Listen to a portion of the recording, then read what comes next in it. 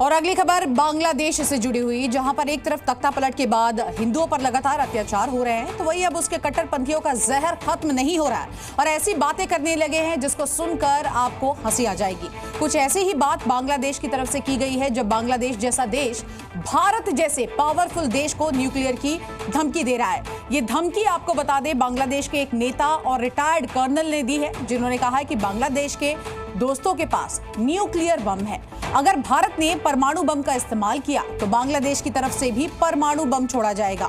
साथ ही धमकी देते हुए उन्होंने इस अंदाज में कहा कि दुश्मनी चाहते हैं तो दुश्मनी मिलेगी। इसके अलावा एक कट्टरपंथी ने यह तक कह दिया कि अगर भारत में मुसलमानों पर जुल्म हुआ तो बांग्लादेश के हिंदुओं को वो खत्म कर देंगे। एहसान फरामोश बांग्लादेश की हिम्मत तो देखिए, पीएम मोदी का नाम लेकर धमकी दे रहा है, न्यूक्लियर बम वाले दोस्त होने की बातें कर रहा है और तो और हिंदुओं को खत्म करने की भी धमकी दे रहा है। एक बहुत ही मशहूर कहावत है, थोथा चना बाजे घना।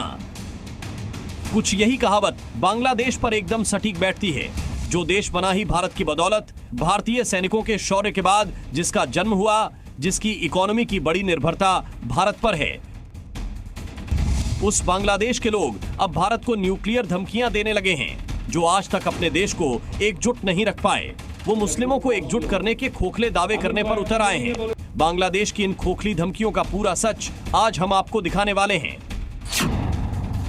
बांग्लादेश जिन दोस्तों की बात कर रहा है उनमें चीन शामिल है, जिसकी तरफ मोहम्मद यूनुस लगातार झुकते जा रहे हैं। इसके अलावा इसमें पाकिस्तान भी शामिल है, क्योंकि उसी के इशारे पर हिंदुओं पर अत्याचार हो रहे हैं। यूनुस सरकार एक तरह से पाकिस्तान की कठपुतली बनी है। वो पाकिस्तान जहां के लोग खुद मानते हैं कि भारत से पंगा लेकर बांग्लादेश ने कितनी बड़ी गलती कर दी है।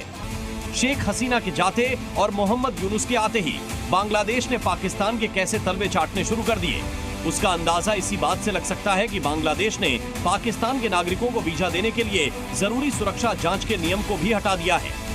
समुद्री रास्ते खोल दिए हैं, पाकिस्तान के साथ गोला बारूद की खरीद के लिए रक्षा सौदे भी किए हैं और बांग्लादेश और पाकिस्तान के बीच 5 दशक बाद समुद्री रास्ते से कारोबार भी शुरू हुआ है। पहली बार पाकिस्तान का मालवाहक जहाज हाल ही में बांग्लादेश के चिट्टागांव बंदरगाह पहुंचा है।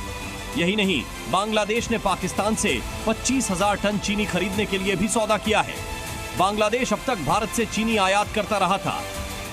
बांग्लादेश का ये धमकी वाला गेम सिर्फ पाकिस्तान तक ही सीमित नहीं है, बल्कि अब वहां के कट्टरपंथी मौलाना हिंदुओं को सबक सिखाने की खुलेआम धमकी दे रहे हैं। हिंदुओं को सबक सिखाने की बात करने वाला बांग्लादेश और उसके कट्टरपंथी शायद 16 दिसंबर भूल गए हैं।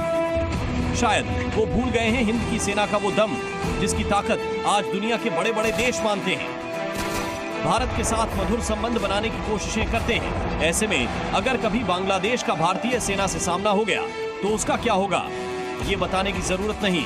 ब्यूरो रिपोर्ट, जी मीडिया।